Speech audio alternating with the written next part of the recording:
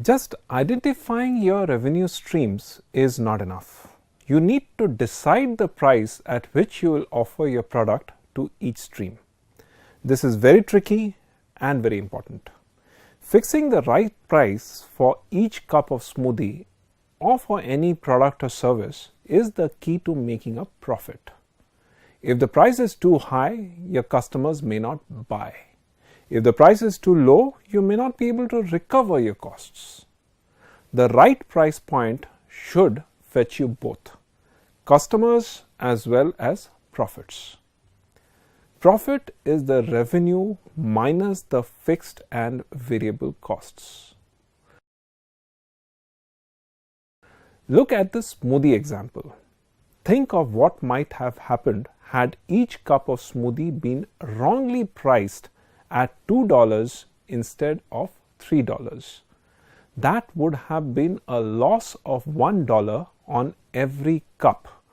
Because of wrong pricing, many products fail. So how do you fix the price? First, understand your customer segments. You have already done so in lesson 4 of the basic program in entrepreneurship. But note that different customer segments have different maximum amounts that they are willing to pay for a product or service.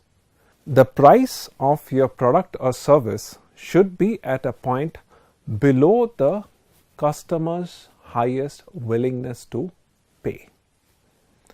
Then you select your pricing strategy. As far as a startup is concerned, there are 3 pricing strategies: maximization, market penetration, and market skimming.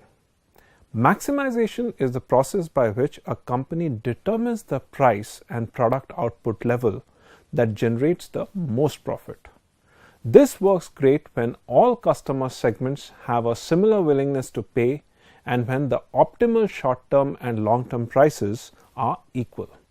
Starbucks is a good example of maximization.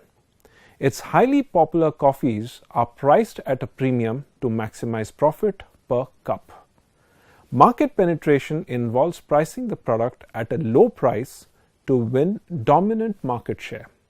The strategy is to price your product low to maximize broad adoption of the product. A startup called Slack uses this strategy. Slack is a cloud-based team collaboration tool. Slack for Teams is a single workspace for small to medium companies or teams.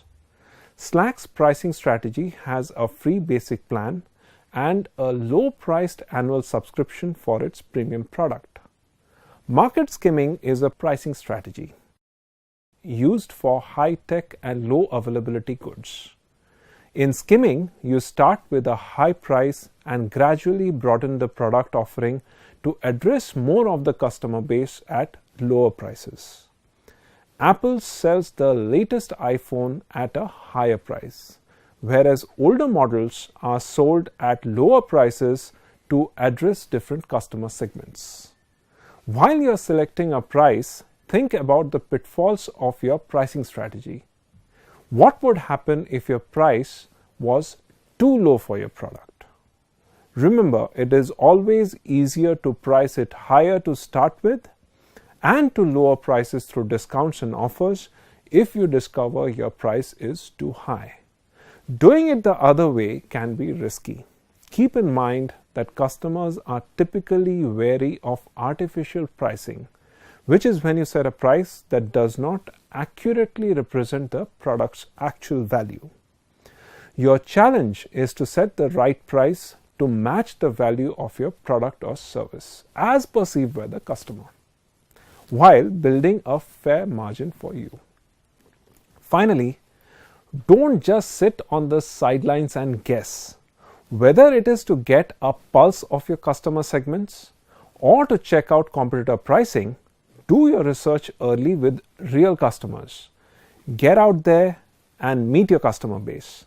Consider pricing surveys to determine customers' willingness to pay for your product.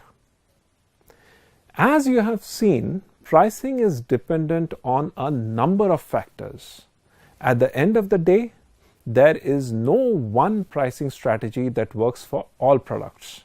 You need to think through what fits your product best.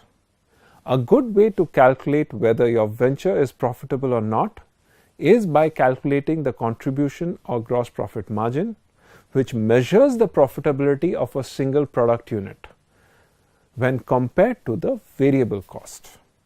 Going back to the smoothie example, if 1 cup of smoothie sells for $3 and its variable cost is $1.5, your contribution is 50%, which is $1.5 divided by $3 and multiplied by 100.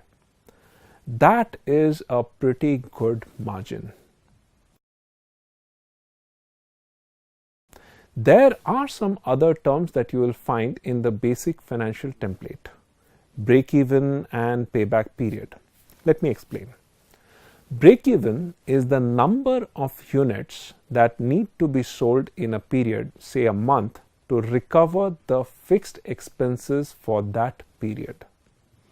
In our smoothie example, you would need to sell 3,000 units of smoothie in a month to recover the fixed expenses for that month. Payback period is the time required to recover the money invested in startup costs, assuming a certain level of sales. In our smoothie example, the payback period is 6.56 months. It is better to have a low break-even so that you have to sell less to recover your fixed costs. And it is better to have a shorter payback period, as it means you have to wait for less time to recover your startup costs and your overall risk is less. You will have a clearer picture about the finances of your venture once you start filling out the basic financial plan template. Keep looking at the smoothie example and ask the facilitator if you have any questions.